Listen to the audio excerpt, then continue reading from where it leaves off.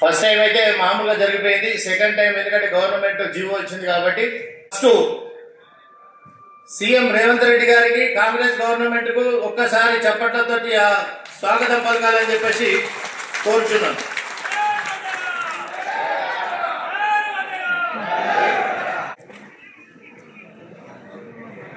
అయితే ఇక్కడ అందరికి ఛాన్స్ ఉంటుంది. కొంతమంది పిలువని వాళ్ళు ఉంటే దయచేసి ఒక సిస్టమ్ గా మెయింటైన్ చేయండి.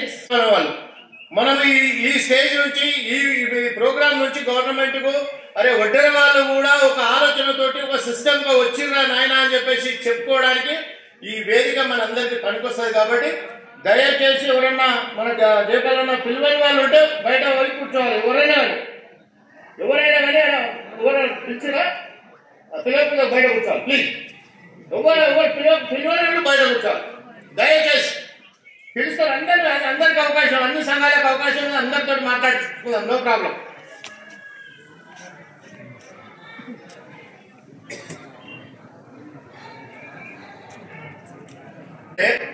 ఇంకా వస్తున్నారు. ఇంకా సంఘాల ప్రెసిడెంట్లు వాళ్ళ మనుషులు ఇంకా చాలా మంది ఇంకా రాలేరు. కాబట్టి వచ్చిన తర్వాత కూడా ఎవరినైనా పిలవకపోతే సంఘం ప్రెసిడెంట్లని ఒక స్లిప్ ఇచ్చి ఇక్కడ నుంచి స్లిప్ ఇస్తే పిలుస్తారు. ఇక్కడ అరే నన్ను పిలవలేదు నిన్ను పిలవలేదు అని చెప్పేసి అనుకోవడము. ఎందుకంటే గవర్నమెంట్ మొత్తం ఇక్కడ ఉంది. గవర్నమెంట్ అఫీషియల్స్ మొత్తం ఇక్కడ ఉన్నారు. ఇక్కడ ఏ మాత్రం ఎంత చిన్న పొరపాటు జరిగినా గవర్నమెంట్కి వెళ్ళిపోతుంది. ఏదన్నా తప్పులుంటే మనం సరిదిద్దుకుందాం, మనం తర్వాత మాట్లాడుకుందాం తప్ప ఇక్కడ కమిటీ సభ్యులందరూ కమిటీ తరఫున సమాధానం చెప్తారు. కాబట్టి ఎవ్వరు కూడా ఆలోచనతోటి మీటింగ్ అయిపోయేంత వరకు ఒక సిస్టమ్ గా నడవాలని చెప్పి కోరుకుంటూ ఇప్పుడు సంఘాల వారీగా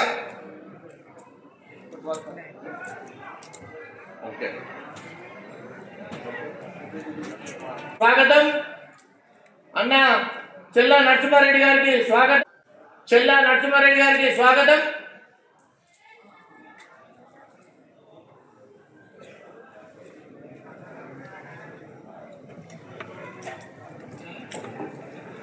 వచ్చే నాటికి తీసేస్తారు, ఆయన ఇమ్యూనిటీ చేశారు. ఇలా బీఆర్ఎస్ పార్టీలో కనీసం వర్కింగ్ ప్రెసిడెంట్ కూడా బీసీకి ఇక్కడ ఇవ్వలేని పరిస్థితి.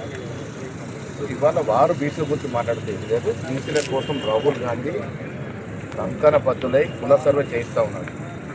ప్రపంచ చరిత్రలో కుల సర్వే కంప్లీట్ అయ్యి బీసీలకి తగినంత రిజర్వేషన్లు వస్తే అంబేద్కర్ తర్వాత రాహుల్ గాంధీ గారిని బీసీ ప్రజలు గుండెలో పెట్టడం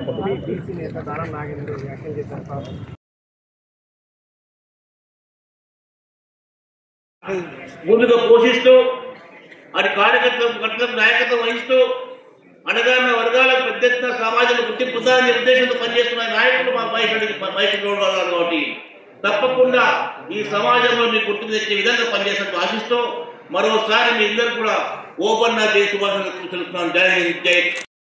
ఒట్టంతా కూడా మీకు మన కాంగ్రెస్ పార్టీకి మేము అన్నదా ఎప్పుడు రుణపడి ఉంటాము. మాకు ఈ అవకాశం కల్పించినందుకు మీ అందరికీ పేరు పేరున ధన్యవాదాలు. Thank you. ఇప్పుడు జర్పల్ సత్యనారాయణ మాట్లాడాల్సిన కూర్చొని 2 నిమిషాలు. జై వడ్డెరా. గట్టి చెప్పాలా, మనం వడ్డెలు ఎట్లుండాలా, గన్ను దెబ్బలకు ఉండాలా, సుత్తితో కొడితే ఎట్లుండో చెప్పండి. గన్ను ఎక్కితే సౌండ్ బచ్చలు కావాలా, ఇది రాయి, అంత గట్టిగా చెప్పాలా మీరు. జై వడ్డెరా. ఇంకొకసారి జై వడ్డెరా, జై ఓపన్న. మరి ఈరోజు మనము ఓపన్న గారి 218 జయంతి ఉత్సవం చేసుకోబోతున్నాము. మరి ఈ తెలంగాణ గవర్నమెంట్ మన రేవంత్ రెడ్డి గారు వస్తూనే మన వడ్డెర ముద్దు బిడ్డని ఎంబీసీ చైర్మన్ గా జయపాల్ గారు నియమించడం జరిగింది. అవునా కదా? మరి ఆయన ఒకసారి గట్టి చెప్పండి కొట్టండి. అలాగే ఈ గవర్నమెంట్ వారు వస్తూనే మన వడ్డెలు గుర్తించి మన ఓపన్న గారిని చరిత్ర నుంచి తీసుకొచ్చి మీకు ఒక నాయకున్నాడు, మీరు ఖచ్చితంగా. నేను 2-3 విషయాలే మీ దృష్టికి తీసుకొస్తాను. హనుమంతరావు గారు చెప్పినట్లే వడ్డెర ఓబన్న 5 సంవత్సరాలు గడిచి సాహసంతో ఆయన చేసిన కార్యక్రమాలు ఈరోజు ప్రజల్లోకి వస్తున్నాయి. కానీ దాని ప్రాచుర్యంలోకి తీసుకురావాల్సినటువంటి అవసరం అనేది మన మీద ఉన్నది అనే మాట మనం చేస్తా ఉన్నాం.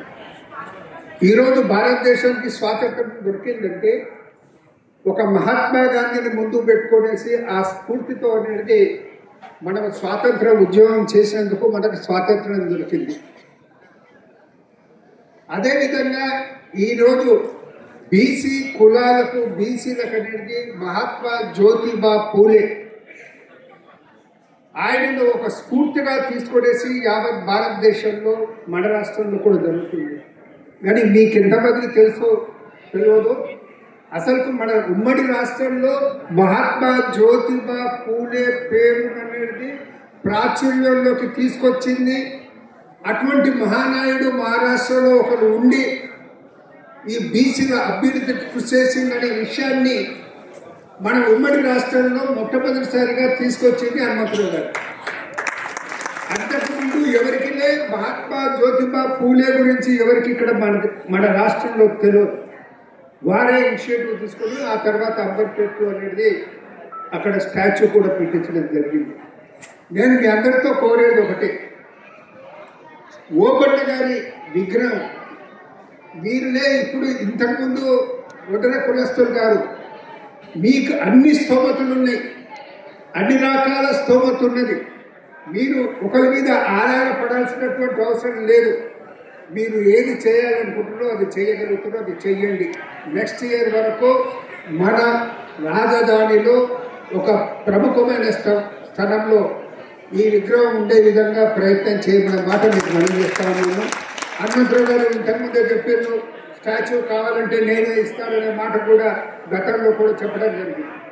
ఇక బీసీల విషయానికి వస్తే బీసీ కమిషన్ ఏర్పడిన తర్వాత మేము అన్ని ఉమ్మడి జిల్లాల్లో పర్యటన చేసి అన్ని కులాల వారి దగ్గర రిప్రజెంటేషన్స్ తీసుకోవడం జరిగింది. అదేవిధంగా ఉద్దర కులం వారు కూడా ప్రతి దగ్గర వచ్చేసేసి వాళ్ళని రిప్రజెంటేషన్స్ ఇవ్వడం జరిగింది. ఇది ఉద్దర కార్పొరేషన్ కావాలని అట్లే కాంట్రాక్ట్స్లో 3% ఇచ్చేది ఒకటి జీవో ఉందనే మాట జీవో నంబర్తో కూడా వారు మాకు ఇవ్వడం జరిగింది. అది అమలు కావటం లేదనే మాట చెప్పడం జరిగింది. అది అమలయ్యే విధంగా బీసీ కమిషన్ ప్రయత్నం చేస్తుందన్న మాట మనం చేస్తూ ఉన్నాం. మాకు ఇచ్చిన ఒక రిప్రజెంటేషన్ 15% దాని ప్రకారం ఆలోచన. Okay okay. తర్వాత ఏ గ్రూప్లో మీ నంబర్ 37 ఉంది.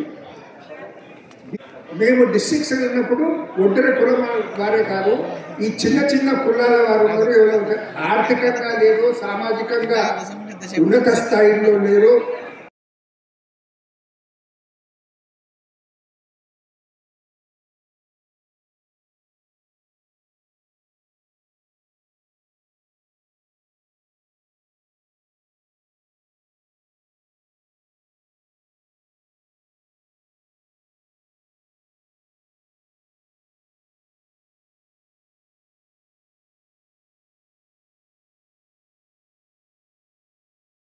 నిరంజన్ అన్న ఒక్క నిమిషం చైర్మన్ గారు